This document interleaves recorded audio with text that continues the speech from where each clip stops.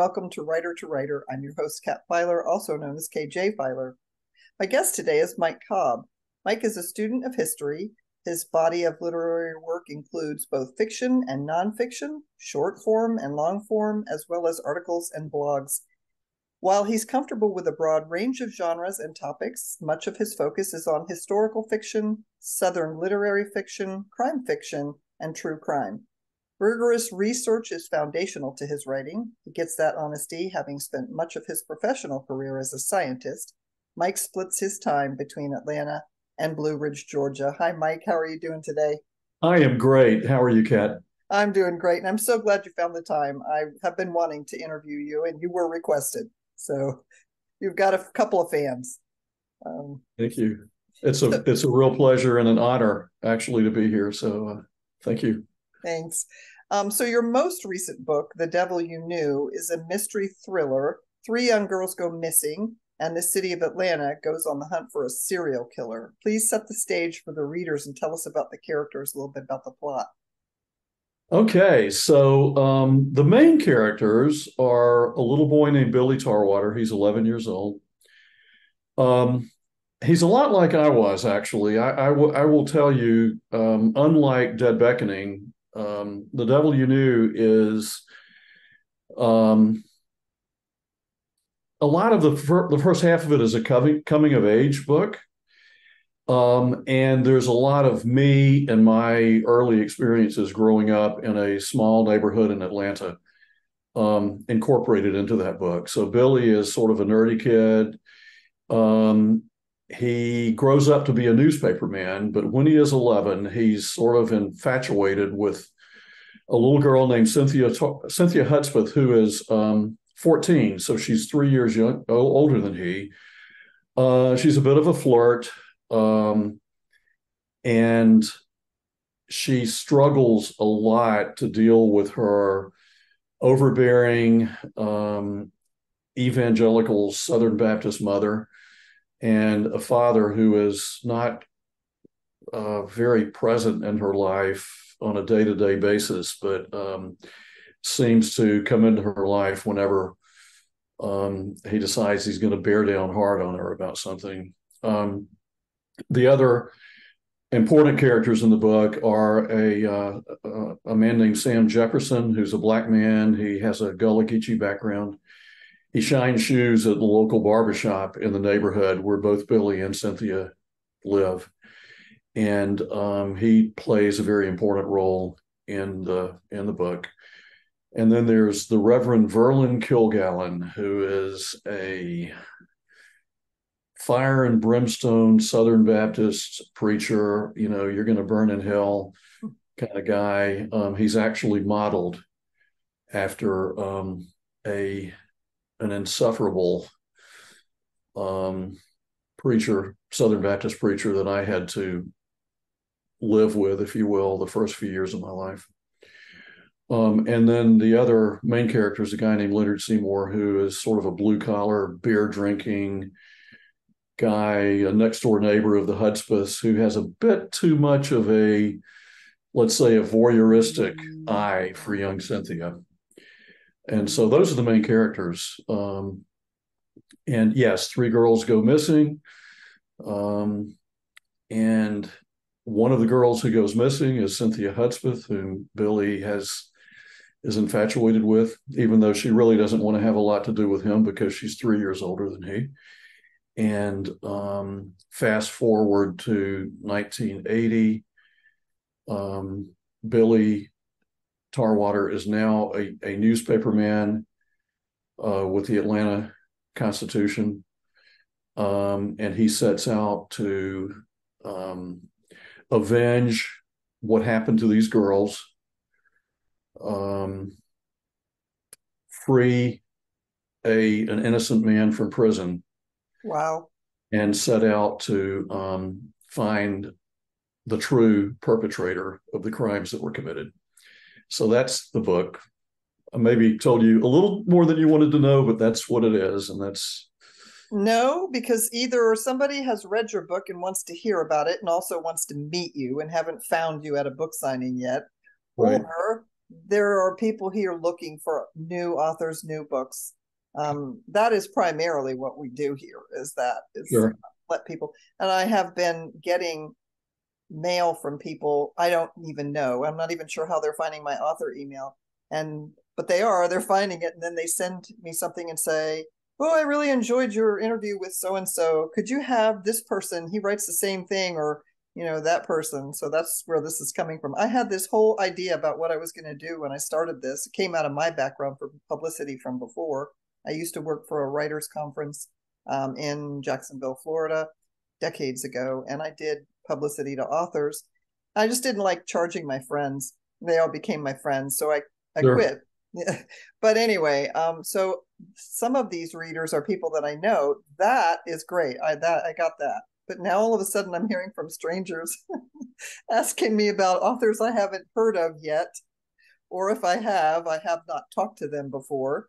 And so now I have a whole new list to work from. That's good. That's Yeah, good. I'll never run out of material, that's for sure.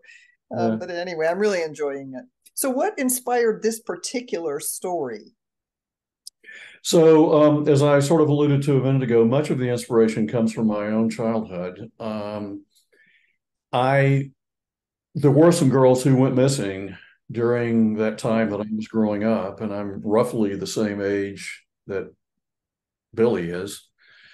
Um, and so this had sort of been percolating in the back of my mind for a long time, and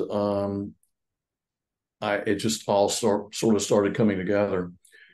I can tell you later if we have time a little bit about how important characters are to me. Yeah, And so, as I said, Billy's sort of there's a lot of me in Billy. Cynthia was loosely modeled after a girl that I knew back in my neighborhood in Atlanta back in the early '60s.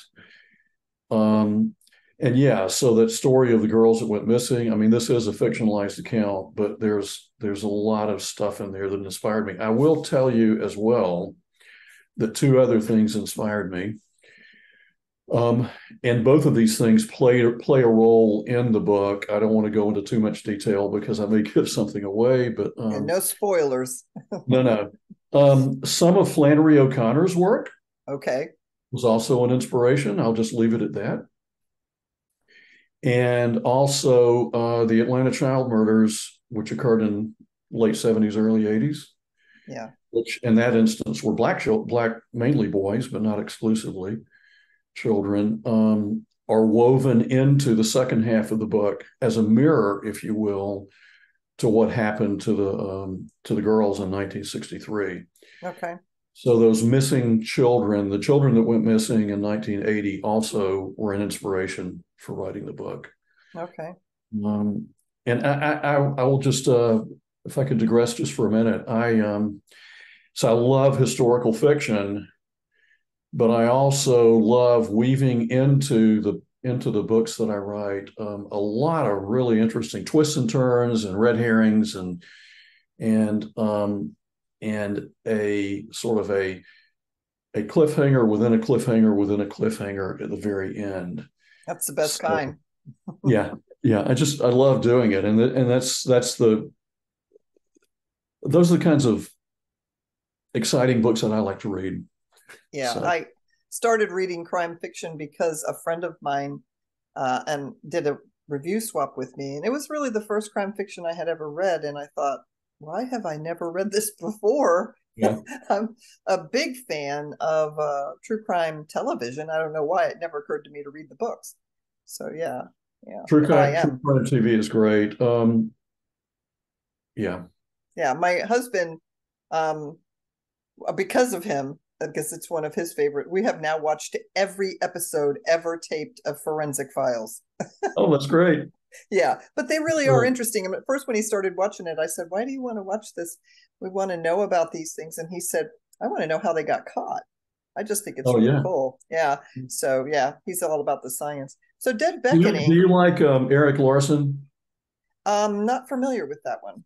So he's really good, and he writes nonfiction, Oh, but with in the sort of in a fictional style. It's there. His books are very gripping. oh. You might want to check him out. I'll have to get that from you, the name for because my husband Okay, does read. He'll read books of people he's met. That's a new thing. Okay. He stopped being a fiction reader sometime in college. I think it's just a matter of, the time to do it.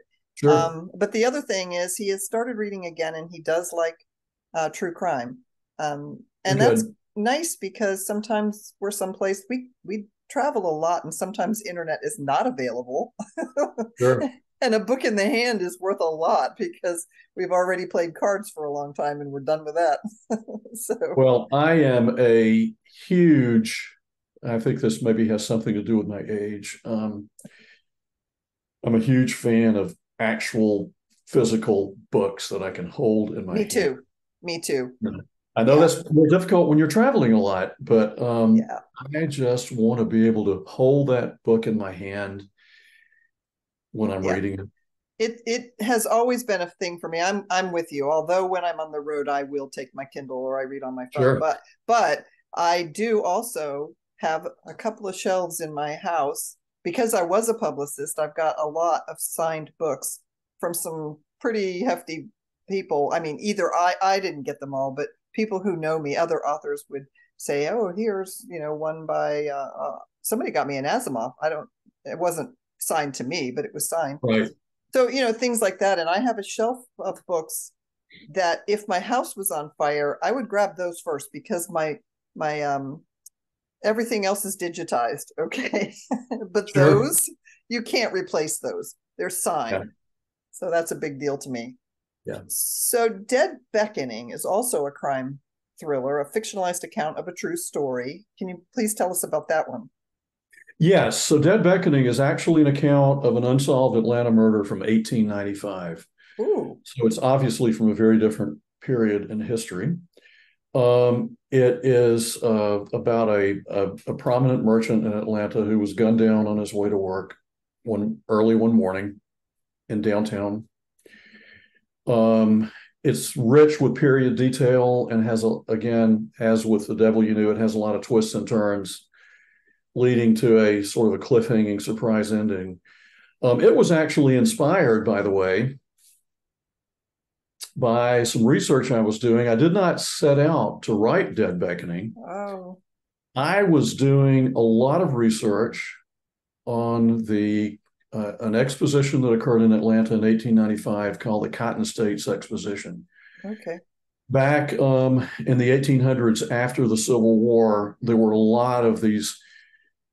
They were international. They were truly international expositions. They had people who exhibitors and pavilions from Europe and South America, but their main intent was to sort of regrow the South, if you will, after the Civil War and encourage economic development.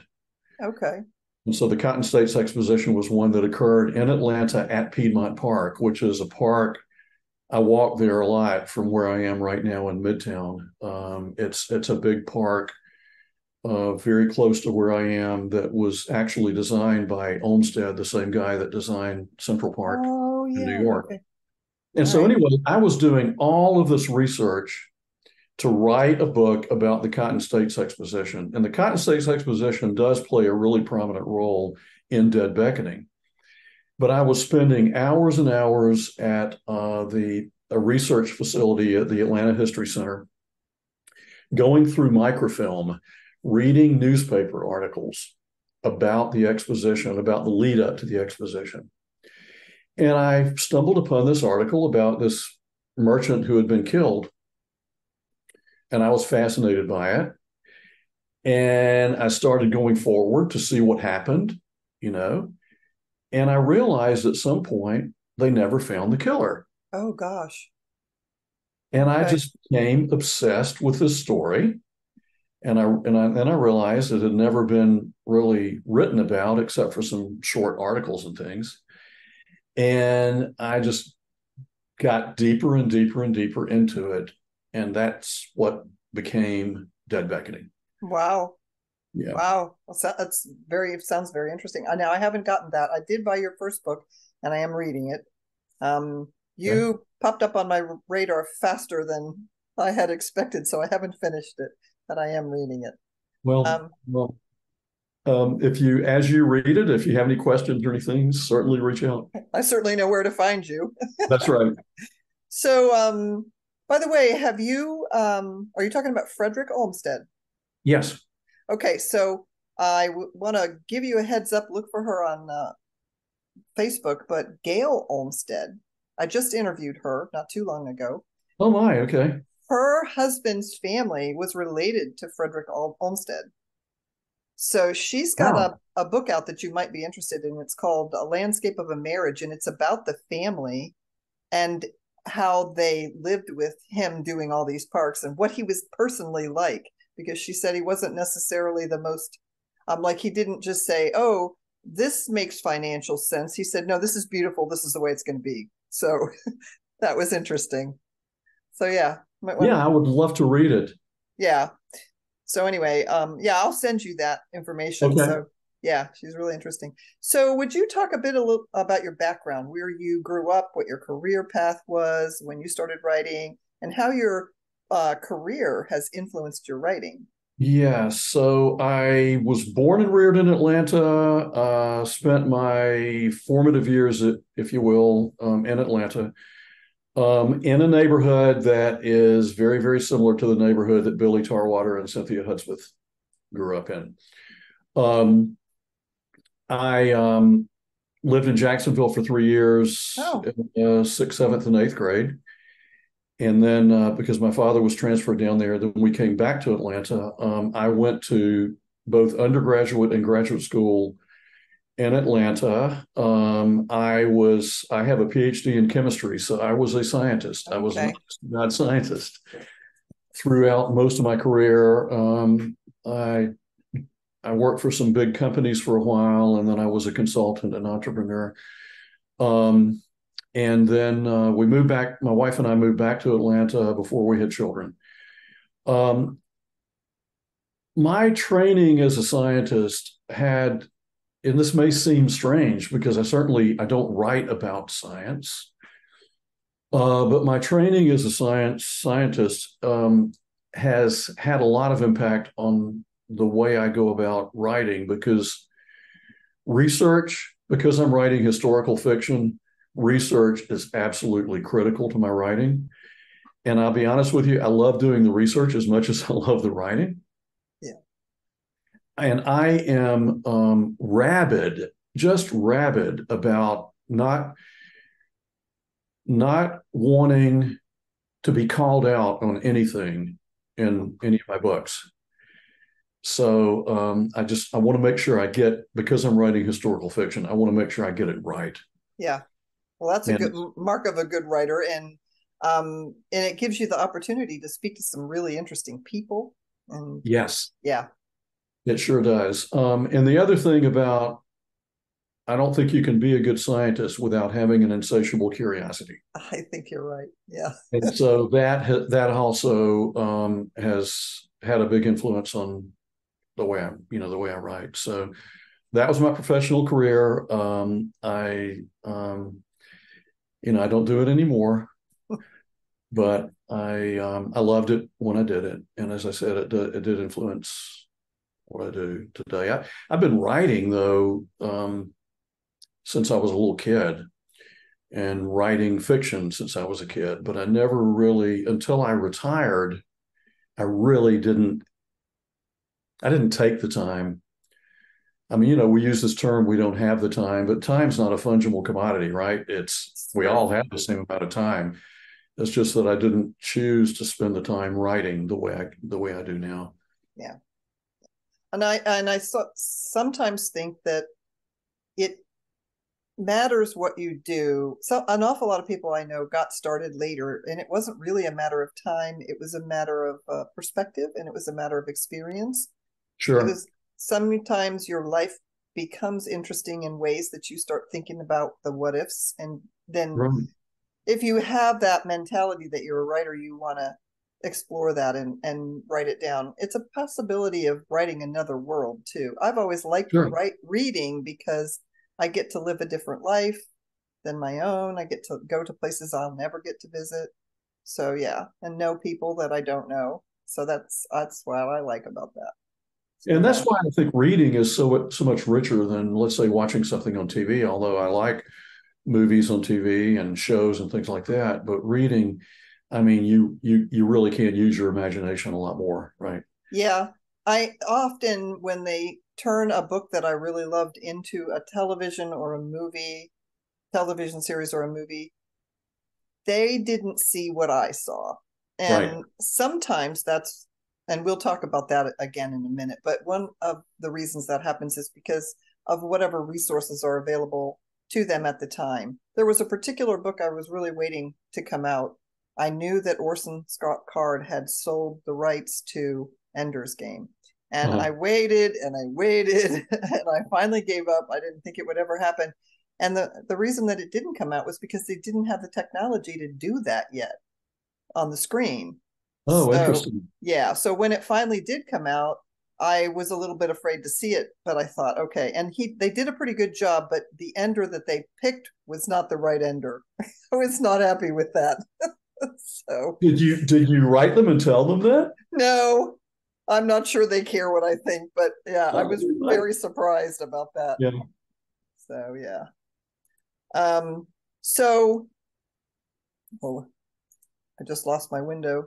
There we go. Sorry about that. Technology. We're having an electrical Technology. storm. It's Yeah, it's wonderful when it works, and when it yeah. doesn't work, it's We're having electrical storms here, so my lights are flickering too. But I've got a background on that should be okay. And my husband and I, being consummate travelers and campers, we always have a backup energy source, so we're usually pretty that's good. good. So, anyway, you have written some other things. Can you tell us a little bit about your other published works? Well, those are my two published works of fiction. I've got a lot of published scientific stuff from back in the day, but those are my two published books. Okay. I am working on a couple other books right now. One is a sequel to The Devil You Knew, Okay. and I'm deep into that right now. It'll incorporate the same qualities as the first book. Really, really strong characters and place. I believe strongly that characters and place drive the plot, not the other way around. Yeah. There will be a lot of twists and turns in the book. I'm about a third of the way through it right now. Okay. Any idea when that'll be released? I am working hard to get it finished by the end of the year. Um, it also, by the way, the Atlanta child murders play a much more prominent role Oh, in this sequel than they did in the Devil You Knew. okay. The other book that I'm writing is a true crime book, so it's nonfiction, and it really the circumstances surrounding my writing of this book really are what inspired me or got me interested in crime in the first place.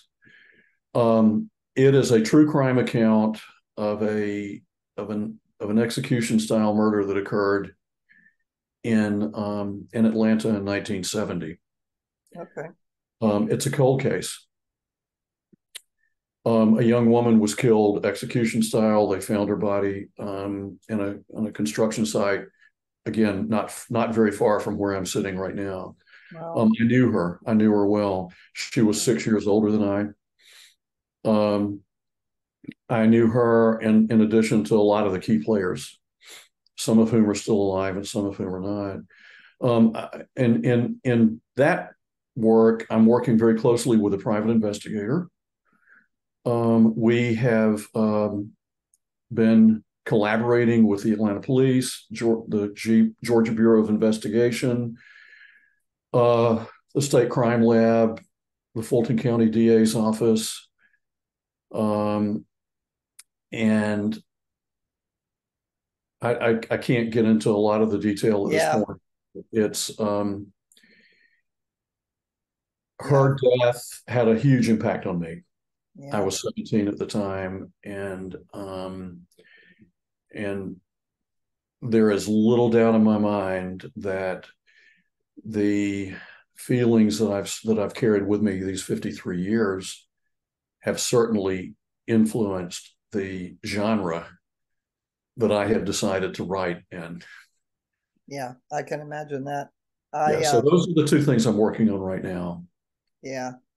Yeah, it's amazing that the things that do influence what you read and what you write.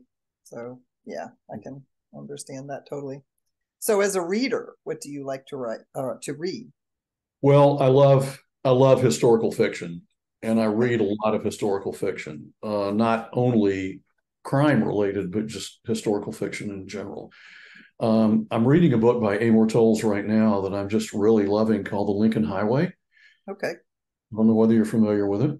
And I recently finished reading a book called The Great Mistake, and it's a great work of historical fiction. It is a crime related a crime book, and it has a lot about Frederick Olmsted in it. By the way, Oh goodness, there's seems to be yeah, a thing going on here.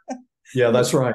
But so I do read a lot of that. But I tell you, my reading interests are quite eclectic. I mean, there are some writers that I would say, sort of obsessed with. One of them is Joan Didion, who died not that long ago.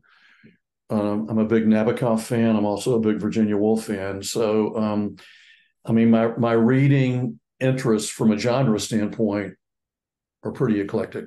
Yeah, that's good though. And I'm sure that shows in your writing too. Okay, Yes. so here's the deal, Mike. So a producer calls and they want to do one of your stories. Which one Okay. and why, and who plays your characters? Well, I think yeah, it's a really good question. I think I would probably choose. I think I'd probably choose the devil, the devil you knew, simply because it's more contemporaneous. Mm-hmm. Um, I've seen some great films about that take place in the late 1800s, but I think the devil you knew might be a little more interesting. Cynthia is. Let me just say this before I tell you some of the people Okay. you might choose. My characters live. I mean, they really do live inside of me. Mm-hmm. They speak to me. I mean, we really. I mean, people. I've said this to people sometimes, and they look at me like I'm certifiably crazy. But I think readers characters, get that. But characters speak to me. yeah, They live inside of me. They talk to me. If they don't talk to me, I cannot write. yeah, They have to be there. And Cynthia is one of those characters that speaks to me every day. And she played a prominent role, obviously, in The Devil You Knew. I think maybe somebody like Millie Bobby Brown okay, would be a good somebody to play Cynthia. She may be a little too old now, but she still can. I think she could probably play that role. I yeah, think she's 18 or 19 now, so she may be just a little too old. Um, but somebody like that, I think, would be really good. okay, Um, for young Billy, maybe somebody like Ian Armitage, who okay. played young Sheldon. Mhm. I for a couple of reasons. Number one, Billy is sort of a nerdy little kid, okay, and Ian Armitage played a nerdy kid, Yeah, and so I think that might work. For the older Billy, um, when Billy grows up, fast forward to 1980, he's a newspaper man. Maybe somebody like Keegan Allen, who played in Pretty Little Liars, might okay, be good. yeah. Somebody like that. Um, as for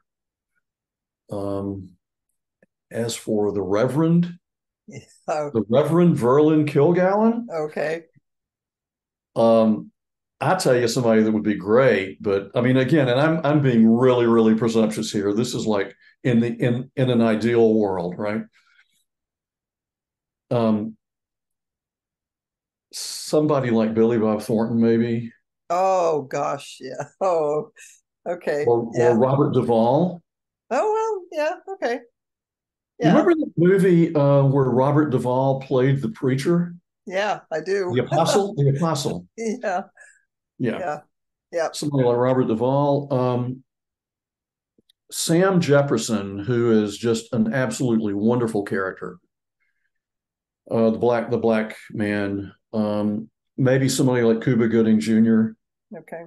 would be good, maybe to play him.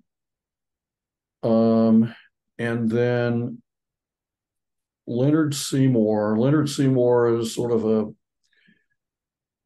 as I said, he's sort of a little bit of a crude beer drinking, blue collar kind of guy. I'm not saying blue collar is crude, but just he Yeah. is. And beer gut, I don't know. That's a tough one. Maybe somebody like John Goodman. Okay. Oh, that would be great. Yeah. Yeah. Yeah. So Well, see, I guess this gives your readers sort of a visual of sure, what you had in mind. And sure, I've interviewed authors who say, "Oh, I never thought about it." Oh, you did too. We all yeah, do. sure. Okay. And now the only problem is coming up with somebody who isn't already aged out of the role. And that And that happens really quickly. Yeah. yeah, and some of these people I've mentioned may be, Yeah. you know, But we all have something in mind. I mean, it's not like you haven't thought about it. And let me tell you something else, the readers do too, because sure. that's what happens sometimes when they turn the movie into a book. I'm sorry, the other way around. They turn the book into a movie, and then you get good or bad reviews, and you could have the best, producer possible, and they just didn't do what everybody had in mind. Yeah, yeah, I do. definitely. I don't know if you're like, probably it's not your genre, but Hunger Games came out, and the very first one, the thing that all of the fans got so angry about was that the cat was butterscotch in the book, and it was black, and Um, they brought a black and white cat in to play the and the fans were going nuts over the cat, which was silly.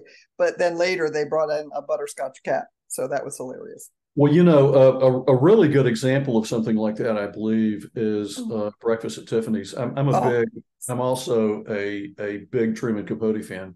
yeah, And if you read the book and you watch the movie, and the movie's wonderful, and the book is wonderful, they're very, very different from each other. yeah, yeah, For yeah, one thing, they take place during different time periods.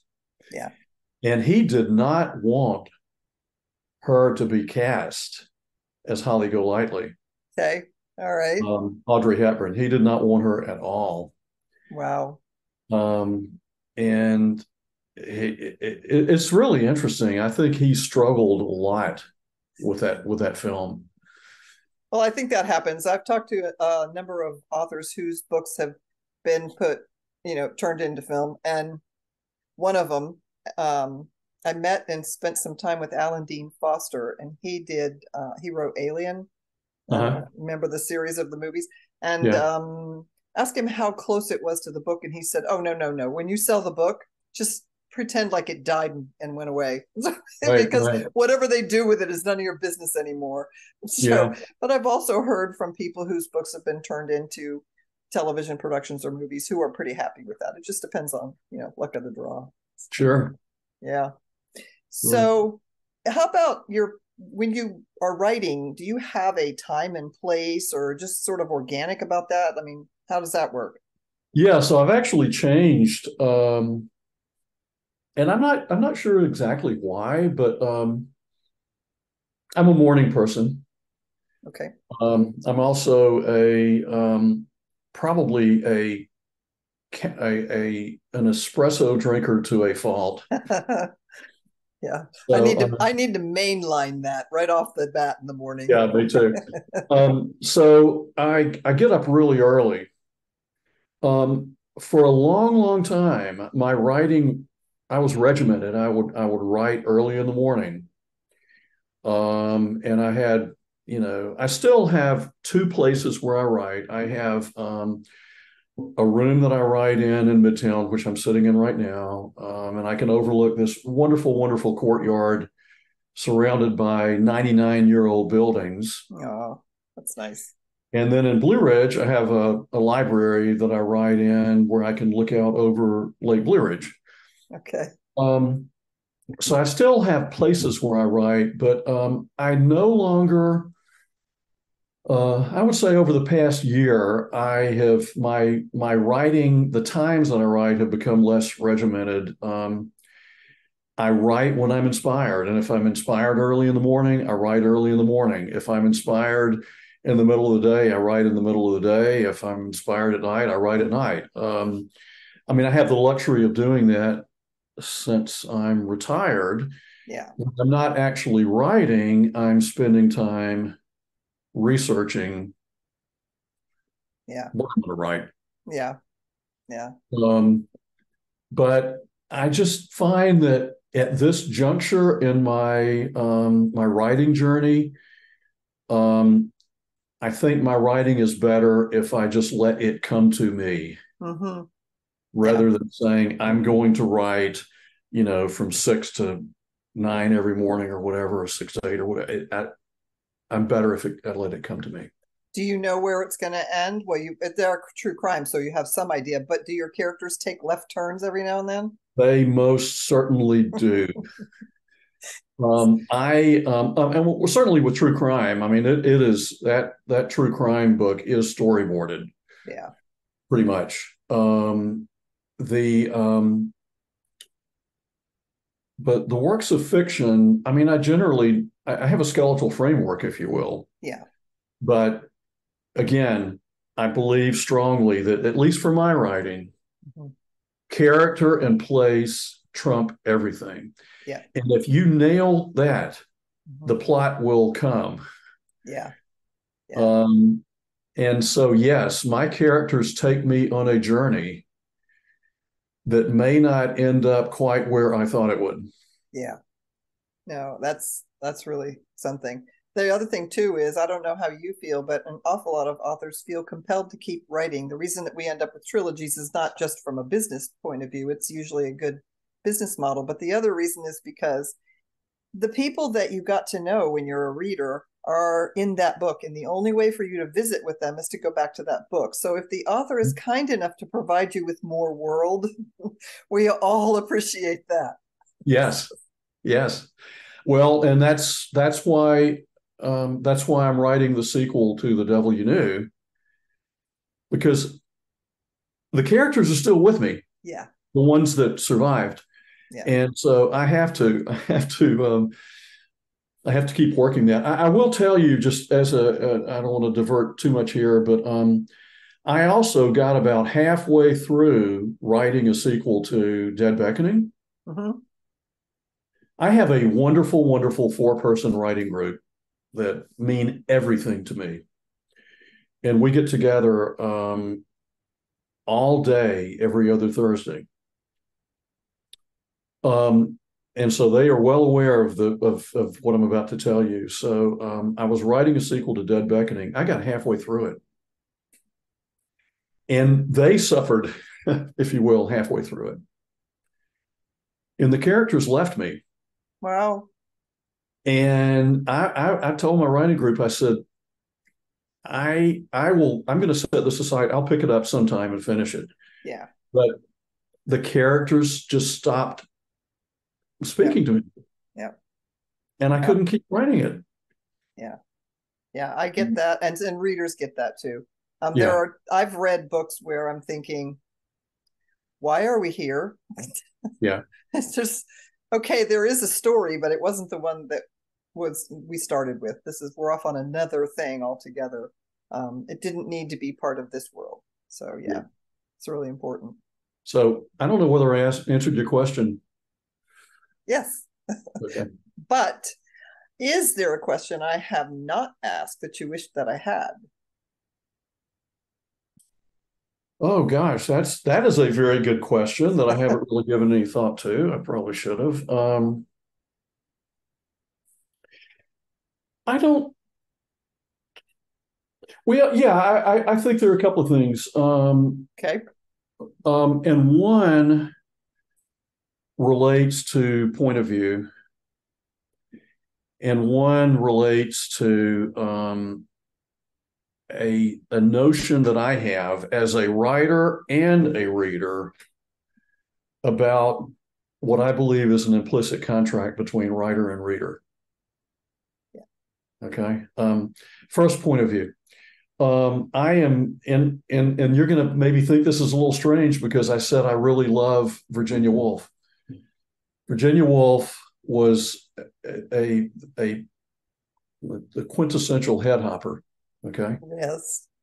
And I love her writing, but point of view, staying within a character's point of view within a chapter is really, really important to me. Yeah. I actually like to write in a style whereby each chapter through the book is each chapter is through a particular character's point of view.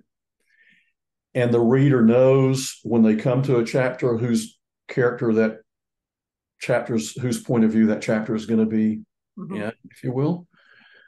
But I just don't like to I don't like to hop around within.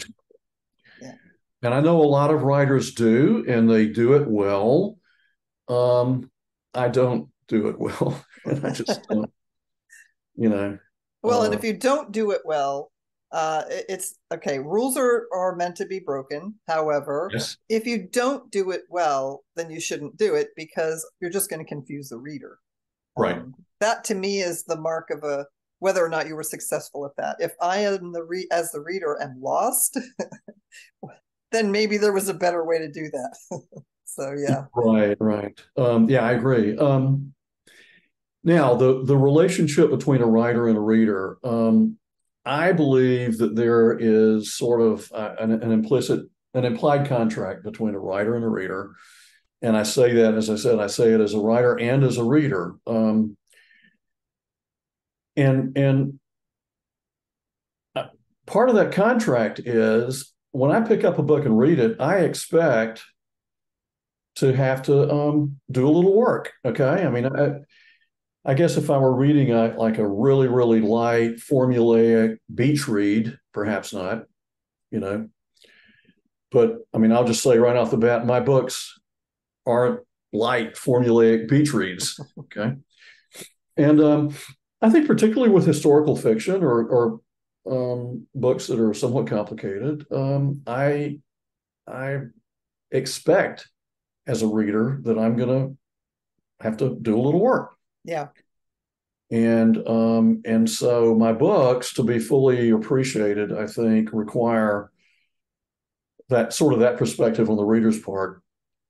Yeah. But I also think, even though that implied contract exists, I believe when a reader picks up a book to read it, it should be so gripping that they get so immersed in it that they're not even aware that there is a writer who has intervened, if you will, between the reader and the characters. Yeah, I agree. Does it make sense? Yeah. No, it makes it as a reader, if I'm reading and I pop out of the story and I become aware of things, I'm a little annoyed. It's like you're watching a film and somebody interrupted it. And what do I want? Popcorn? Leave me alone. I'm in a story here. Okay. So, or yeah. So I like. Or if you're in a character, if you're in the character's head, and then suddenly the writer is telling you something that the character could not have known. Yeah. Right. No Greek chorus, please. It pulls you out of the story. Yeah, for sure. And I just think that's bad and should be avoided. Yeah, I agree. Totally agree. So yeah, so that's I guess those are a couple of things that I'll just throw in there that are pretty important. Yeah. And the work on the part of the reader goes back to the difference between a handheld book and a digital book. And I will say that if there is anything I really like about digital books is that when I'm reading something, now I'll skim on by it, but I'll mark things. And I do love the fact that you can sometimes mark things if the author makes that available. Yeah, I like that because I like to come back. Or if you want to search for something. Exactly. If you can click on it and it takes you someplace that gives you a little background, then when I have the time, like I'll finish the chapter, but I might come back then and go look at that and do the research myself. So yeah, I really like that. So again, there's the handheld, and plus I just digital books don't smell the same as No, they as don't. there is a book smell. I was talking to my husband about that. It was, Glade is missing out on that old bookstore smell. They could public Oh, wouldn't put that that be out. wonderful? They were just, yes, everybody who's got a library wants your room to smell like that. I would love that. I mean, I love walking into a library, a public library, or someone's library, a private library or a bookstore. I love it, especially a used bookstore. Yeah. Oh, I love used bookstores. There's something about that. And there's a little thrill I get if you pick up a book and it's been either signed, which that usually gets identified and that's put someplace else. But if it's been dedicated to somebody, because that's a story by itself. On the inside cover is a whole nother story, dedicated to Kathleen on, happy birthday or happy Mother's Day or I love you dearly, Joe. Yeah, Like, yeah, who are these people? I'm holding someone's book that they loved so much that they wrote a dedication in it. It's really, yeah. Isn't that wonderful? it really is. So yeah. Um, and then I have a whole thing in my back of my head then about who were the people that owned the book. Now I actually feel a little bit of I'll pick a book up like that I am maybe not that interested in reading, but just because there's this connection to people who went before, and I'll spend time wondering who these people are and if they're still alive. Why is their book such a precious book in a used bookstore? Why is it there? So Sure. yeah. You Well, could write a wonderful book, a novel yeah, about that experience of finding a book at a used bookstore and seeing something written in the front and setting out to discover. yeah, Who wrote that? yeah. Who was the writer and who was the person that it was written to? It could make for an interesting story. It would. And then the other thing too is when you have taken the time to share a book with somebody, there has to be something in that story that means something to you. And it has to mean something to the other person too. So there's a whole nother Definitely. dimension to that. Yeah. So then I read the book looking for that. What was in here that they both Sure. loved? That's great. Well, Mike, it has been an honor and a pleasure. It I has indeed. It's been a pleasure on my part. really appreciate you finding the time. And to readers and listeners, please look below. As always, I will post all the links so that you can find Mike's books, his passion projects, and where to meet him potentially, and whatever other adventures he's doing. So thank you very much, Mike. Thank you so much.